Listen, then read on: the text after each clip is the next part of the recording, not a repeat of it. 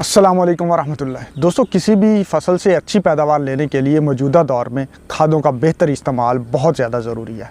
और ख़ास तौर पर ये बदलते हुए माहौल में एसओपी यानी कि पोटाश का इस्तेमाल इंतहाई ज़रूरी है। आपने मौजूदा जो गंदम के हालात हैं उसमें देखा कि जिन लोगों ने पोटाश का इस्तेमाल किया था उनकी गंदम ने जो टेम्परेचर में जो दर्जा हरारत में यकदम इजाफ़ा हुआ उसको बेहतर तौर पे बर्दाश्त किया और अच्छी पैदावार दी, जबकि ऐसे दोस्त जिन्होंने पोटाश का इस्तेमाल नहीं किया था वहाँ पे गंदम में जो दर्जा हरारत में यकदम से इजाफ़ा हुआ उसकी वजह से बहुत ज़्यादा स्ट्रेस आई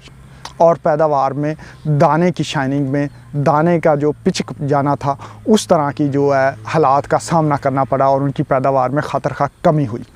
तो दोस्तों, पोटाश एक ऐसा जो है खुराकी अज्जा है जो पौधे में बहुत सारी बीमारियों के ख़िलाफ़ क़ुव्वत मुदाफ़ियत पैदा करने के साथ साथ जो माहौल में तब्दीली आ रही है उसको बर्दाश्त करने की सलाहियत भी पौधे में पैदा करता है। अब जो दुनिया के हालात हैं वो भी आपके सामने हैं। यूक्रेन और रूस की जो जंग है उसकी वजह से बहुत सारी चीज़ों के जो प्राइसेस हैं वो बढ़ गए हैं, उनकी सप्लाई जो है उतनी स्टेबल नहीं हो रही। तो पोटाश जो है उसमें भी इस तरह के मसले मसाइल आ रहे हैं। जो पोटाश की सप्लाई है, आपने देखा होगा कि पहले जो हमारी डीएपी होती थी और जो पोटाश की खाद एसओपी वगैरह होती थी, इन डीएपी का रेट हमेशा ज़्यादा होता था और पोटाश का रेट जो है वो थोड़ा कम होता था। लेकिन अब मौजूदा दौर में अगर आप देखें तो पोटाश का रेट ज़्यादा आ रहा होता है और जो डीएपी है उसका रेट उसकी निस्बत थोड़ा कम आ रहा होता है। यकीनन तौर पर दोनों खादों के जो हैं वो रेट में इजाफ़ा हुआ है और बहुत ज़्यादा इजाफ़ा हुआ है, लेकिन पोटाश के रेट में बहुत ज़्यादा इजाफ़ा देखने में आया है। अब इन्हीं हालात में जो है आने वाले दिन हैं वहाँ पे भी ये खादों की कमी का सामना करना पड़ सकता है और ख़ास तौर पर पोटाश और फास्फोरस वाली जो खादें हैं इनमें ख़ास तौर पर किसानों को मुश्किलात का सामना देखने में आ सकता है, क्योंकि ये दोनों खादें ही बाहर से मंगवाई जाती हैं और जो चीज़ बाहर से मंगवाई जाती है उसकी सप्लाई जब स्टेबल नहीं हो रही होती तो बहुत ज़्यादा मुश्किलात का सामना आता है और उसकी कीमत भी बहुत ज़्यादा देना पड़ती है।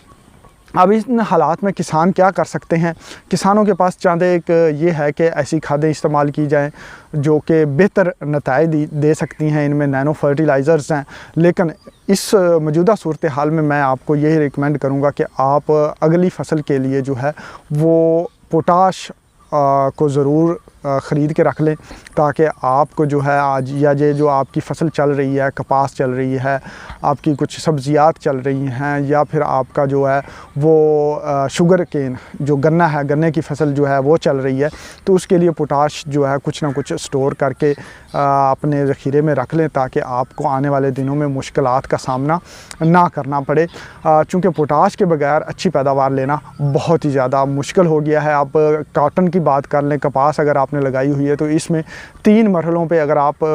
जो है वो पोटाश का इस्तेमाल नहीं करते तो आपकी फ़सल बेहतर तौर पे परफॉर्म नहीं कर पाती, क्योंकि दर्जा हरारत बढ़ रहा है तो उसको बर्दाश्त करने के लिए पोटाश का इस्तेमाल बहुत ज़्यादा ज़रूरी है। वो कौन से हैं? 80 दिन पे आपको पोटाश इस्तेमाल करनी चाहिए, फिर 100 दिन पे इस्तेमाल करनी चाहिए, फिर 120 दिन पे भी इस्तेमाल करनी चाहिए, ताकि बेहतर तौर पर आपकी फ़सल जो है वो क़ुव्वत मुदाफ़ियत रखे बीमारियों के ख़िलाफ़ और बदलते हुए माहौल के ख़िलाफ़। अब मैं पोटाश में अगर मार्केट में जाएं तो बहुत ज़्यादा हाई प्राइसेस देखने को आते हैं, तो इसी सिलसिले में मैंने डॉक्टर तारक साहब से बात की। उनके पास कुछ पोटाश के सोर्सेज पड़े हुए हैं। वो कह रहे थे कि अगर किसान मुझसे लेना चाहें तो मैं उन्हें दे सकता हूं और बहुत ज़्यादा कम मार्जिन के साथ आप लोगों को वो प्रोवाइड कर सकते हैं। मैं उनका जो नंबर है वो स्क्रीन पे शेयर कर रहा हूँ, आप उनसे रब्ता करके चीज़ों को डिस्कस कर सकते हैं। अगर आप सेटिस्फाई हों तो उनसे मंगवा सकते हैं, वरना आप मार्केट से भी लेके कुछ ना कुछ पोटाश जो है रख कर लें, ताकि कॉटन में आपको मुश्किल ना हो, शुगर केन में मुश्किल ना हो और आपकी सब्ज़ियात में या दूसरी फसलें जो तिल वगैरह लगा रहे हैं,